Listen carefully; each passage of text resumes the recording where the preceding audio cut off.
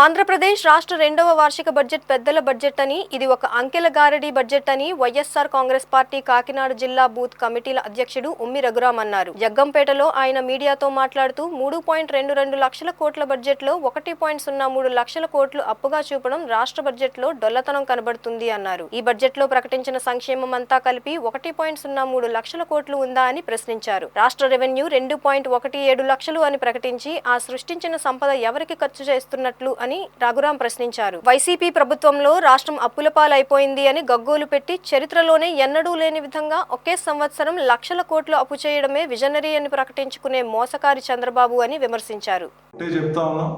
ప్రజలెవరు అమాయకులు ఎవరు కాదు, కానీ ఆశాజీవులు ఆశపడ్డారు. జగన్మోహన్ రెడ్డి గారు ఇచ్చేస్తున్నారు, చంద్రబాబు అంతకు మించి రెట్టింపిస్తానంటున్నాడు. పాపం ఇస్తాడేమో, ఈయన ఇస్తాడు కాబట్టి ఈయన చేస్తాడేమో, మధ్యలో పవన్ కళ్యాణ్ ఉన్నాడు కదా ఇప్పిస్తాడేమో అని ఓట్లు వేసినటువంటి పరిస్థితి. ఈరోజు అందరూ మోసపోయారు. రాష్ట్రంలో ఉన్నటువంటి ప్రజలందరూ ప్రతి ఒక్కరూ అన్నీ గమనిస్తూ ఉన్నారు. భవిష్యత్తులో ఖచ్చితంగా మీకు బుద్ధి చెప్పడానికి సిద్ధంగా ఉన్నారు.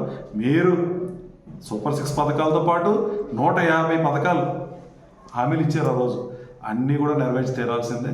ఏది నెరవేర్చకపోయినా 2027 కానీ 29 కానీ ఎప్పుడు ఎన్నికలు జరిగినా ఖచ్చితంగా కూటమి ప్రభుత్వానికి బుద్ధి చెప్తారు ఈ రాష్ట్ర ప్రజలు. వైఎస్ఆర్ కాంగ్రెస్ పార్టీ పేద ప్రజల పక్షంలో ఉన్నటువంటి పార్టీ, పేదలకు మేలు చేసినటువంటి పార్టీ.